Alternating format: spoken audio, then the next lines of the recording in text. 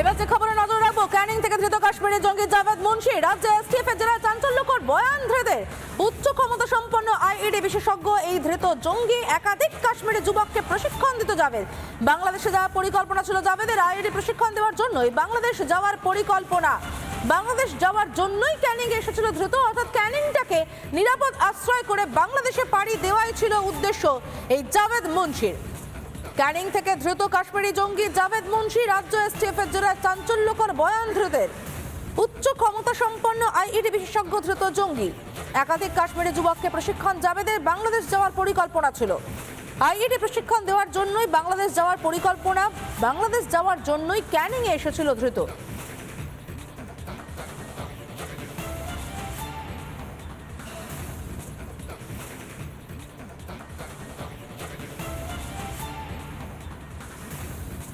আর এই ক্যানিং এর ধৃত জঙ্গি জাভেদ মুন্সি, তার কাছ থেকে উদ্ধার করা হয়েছে দুটি মোবাইল।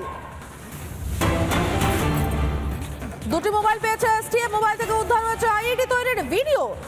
মোবাইলে পাওয়া গিয়েছে ভারত সরকারের বিরুদ্ধে জেহাদি বার্তা। সৈকত রয়েছে আমাদের সঙ্গে, চলে যাবো সরাসরি সৈকতের কাছে। সৈকত, এই জাভেদের মোবাইল থেকে আর কি কি তথ্য উঠে আসছে?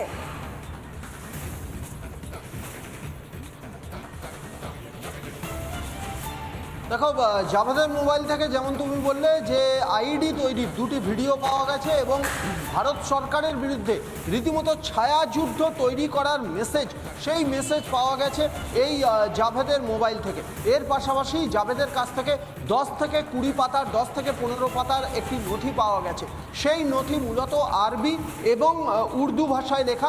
সেই জন্য সেই নথিতে কি মেসেজ রয়েছে, কি প্ল্যান রয়েছে, এটা বুঝতে বেঙ্গল এসটিএফ এর তদন্তকারীদের বেশ কিছুটা বেগ পেতে হচ্ছে। যেহেতু এই মুহূর্তে জাভেদ মুন্সিকে জম্মু কাশ্মীর পুলিশ তারা ট্রানজিট রিমান্ডে নিয়ে চলে গেছে, সেই জন্যই জম্মু কাশ্মীর পুলিশের সঙ্গে বেঙ্গল এসটিএফ এর তদন্তকারী আধিকারিকরা তারা সর্বক্ষণের কন্ট্যাক্টে রয়েছেন। কারণ এই যে নথি, এই নথিতে কি উল্লেখ রয়েছে, এই নথিতে কি মেসেজ রয়েছে, 10 থেকে 15 পাতার একটা বাঞ্চ উদ্ধার করেছে বেঙ্গল এসটিএফ। তা যেহেতু আরবি উর্দু ভাষায় লেখা, সেই জন্যে সেই মেসেজগুলো বা সেই লেখাগুলো উদ্ধার পড়তে কিছুটা সমস্যায় হচ্ছে।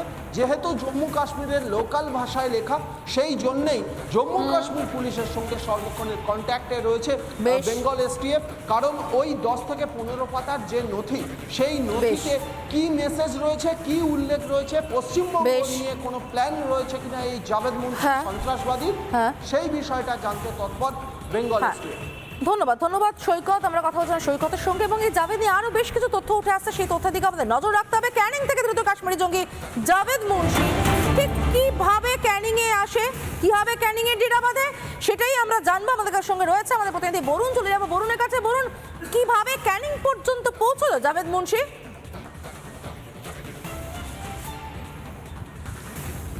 হ্যাঁ, জাভেদ মুন্সি একজন যে সন্ত্রাসবাদী সে সম্পর্কে এসটিএফ এবং জম্মু কাশ্মীর পুলিশের কাছে তথ্য প্রমাণ পাওয়া গেছে।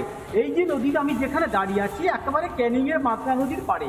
আর ক্যানিংয়ের এই যে মাতলা নদীটা চলে গেছে ওর ওপারে ডকঘাট, আর এই নদীটা চলে গেছে একদম সরাসরি বাংলাদেশের যোগসূত্র হিসাবে। তো বাংলাদেশের যারা যে সমস্ত জঙ্গি সংগঠন আছে, জাভেদ মুন্সি মূলত এই নদীপথে তাদের সঙ্গে গিয়ে যোগাযোগ করতেন বলে এসটিএফ সূত্রে জানা গেছে।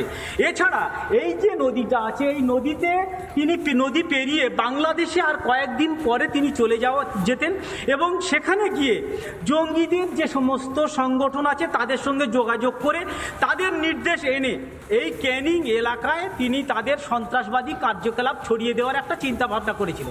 তো জাভেদ মুন্সি এই গুলশান হাউসে কিন্তু তিনি ভাড়াটিয়া হিসাবে ছিলেন। কি করতেন, এলাকায় এলাকায় তিনি শাল ব্যবসা করতেন। আর এই নদী এলাকা যে দেখতে পাচ্ছ, এই নদী এলাকার একদম পাশে এটা তার সবচেয়ে বড় নিরাপদ আশ্রয় হিসাবে গড়ে তুলেছিল। কারণ বাংলাদেশে যেতে গেলে তাকে এই নদীপথে গিয়ে নৌকার মাধ্যমে হোক এবং ট্রলার লঞ্চের মাধ্যমে হোক সে গিয়ে বাংলাদেশে পৌঁছে যেত।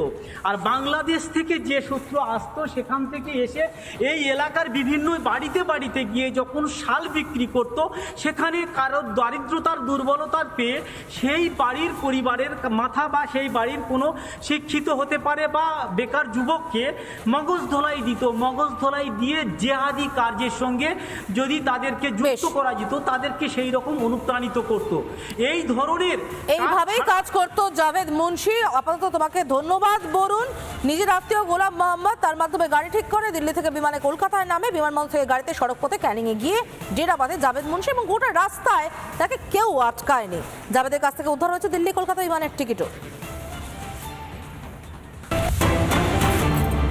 এবার যে ছবিতে নজর রাখবো, বাংলাদেশে লাগাতার হিন্দু নির্যাতন, ফের পথে নামলো বিজেপি হিন্দু নির্যাতনের প্রতিবাদে।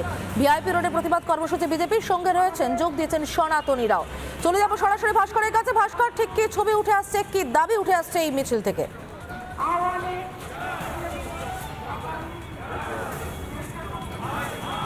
একদমই সমাজবিদ। দেখো, এই মুহূর্তে দাঁড়িয়ে শহর কলকাতার বুকে আরো একবার প্রতিবাদ মিছিল।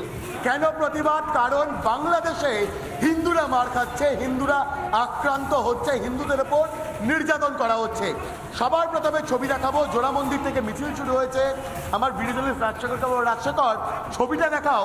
আর রাহুল সিনহা তিনি যেমন রয়েছেন, একই সঙ্গে সন্ত সন্ন্যাসীরা রয়েছেন, সাধারণ মানুষ যারা বাংলাদেশে হিন্দুদের ওপর হওয়া আক্রমণের প্রতিবাদ জানাচ্ছেন, তারাও পা মিলিয়েছেন। রাহুল সিনহা রয়েছেন, কথা বলবো। রাহুল দা, হিন্দুদের নিয়ে এই জঙ্গি মোহাম্মদ ইউনূসের এত সমস্যা কিসের, এত ভয় কিসের হিন্দুদের? বিষয় হচ্ছে বাংলাদেশকে হিন্দু শূন্য করতে চাইছে মোহাম্মদ ইউনূস পাকিস্তানের নির্দেশে।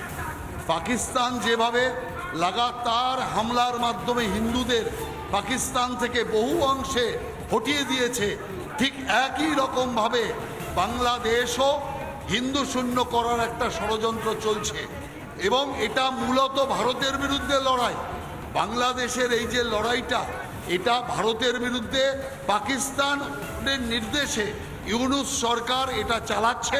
ভারতকে একটা অবজারভেশন রাহুলদা, বাংলাদেশে যারা মোস্ট ওয়ান্টেড টেররিস্ট, যারা জঙ্গি, যারা প্রকাশ্যে ভারত বিরোধী, তাদের একের পর এক ছেড়ে দেওয়া হচ্ছে, মানে ভারতের বিরুদ্ধে ষড়যন্ত্র। দেখুন, ভারত যাতে বাংলাদেশের এই আভ্যন্তরীণ ব্যাপারে কোনো রকম ব্যবস্থা নিতে না পারে, তার জন্য জঙ্গিদের ছেড়ে দিয়ে ভারতের মধ্যে উগ্রপন্থী কার্যকলাপ শুরু করাতে চাইছে পাকিস্তান এবং বাংলাদেশ। এবার কি বলেছে? এবং তারই প্রতিবাদে পথে নেমে এই কর্মসূচি যেদিকে নজর রয়েছে আমাদের। আপাতত তোমাকে ধন্যবাদ ভাস্কর।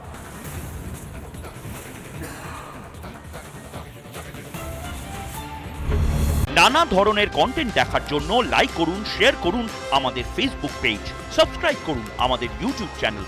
পাশাপাশি অন্যান্য ব্রেকিং নিউজের জন্য অবশ্যই চোখ রাখুন রিপাবলিক বাংলায়।